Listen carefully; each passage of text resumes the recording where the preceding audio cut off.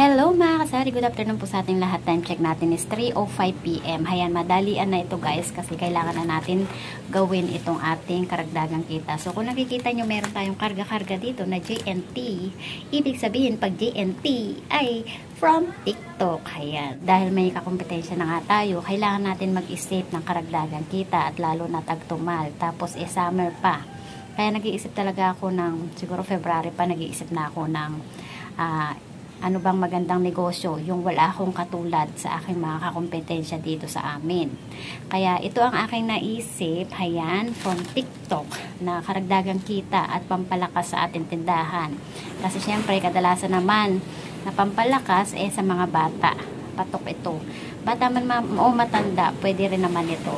So, ito pang summer talaga at wala pang katulad na mga nagtitinda ito sa mga kakompetensya ko dito sa amin.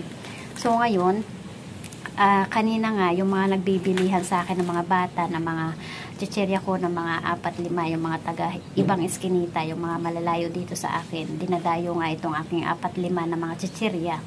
So sinapihan ko na sila, sabi ko mamaya or bukas, meron na ako nito. Ayan, so mamaya ko sasabihin kung ano man ito. At mag-unwrap and haul muna tayo ng ating karagdagang kita ng pampalakas sa ating tindahan sa panahon ng tagtumal at summer. Ayan. So, let's go guys. Doon na lang tayo sa kusina at para pag may bumili, hindi nila makita yung ating i-haul and unwrap na ating karagdagang kita. Bilang negosyante, syempre hindi tayo papayag na maliit lang yung benta natin sa araw-araw. Lalo na sa panahon ngayon na talagang sobrang tumal. Kasi ang mga gastusin natin pataas ng pataas. Kaya kailangan ang benta natin sa araw-araw na pumapasok sa ating negosyo ay kailangan tumaas din.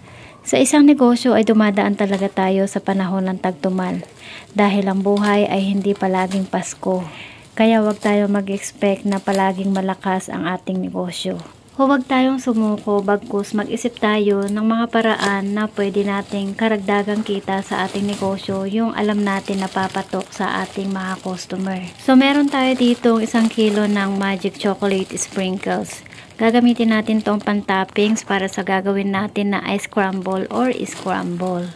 Kailangan yung iisipin natin sa ating negosyo ay yung walang katulad sa ating mga kakompetensya. Alam naman natin na marami na tayong kakompetensya at alam naman natin sa isang negosyo ay maraming mga gayahan. Dahil alam naman natin na sa mga kakompetensya man natin o hindi, na kapag nakikita nilang malakas o mabenta ang iyong negosyo, ay kadalasan ay ginagaya nila. Kaya sa mundo ng negosyo, maraming mga gaya-gaya, putumaya.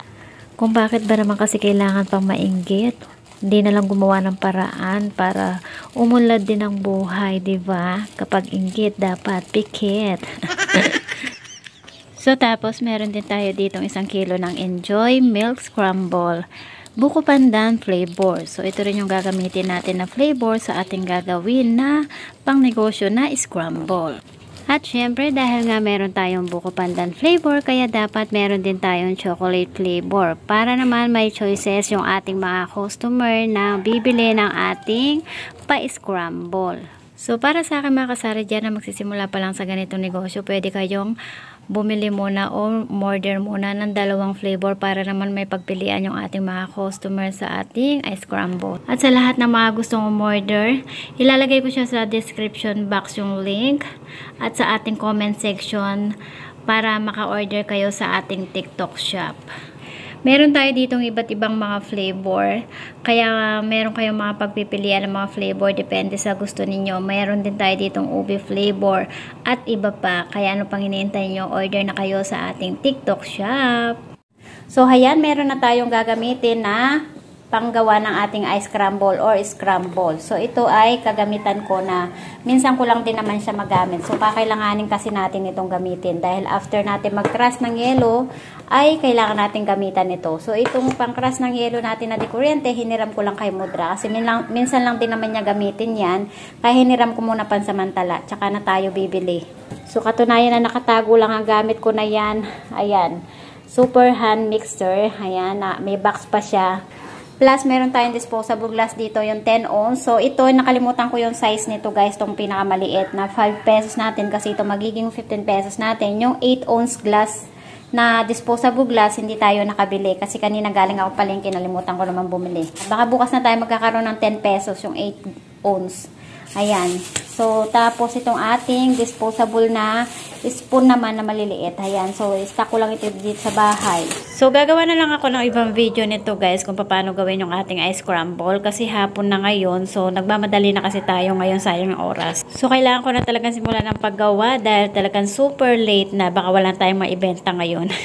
So, ito nga rin pala yung gagamitin natin na box sa ating, yung ginamit natin sa balot. Ayan.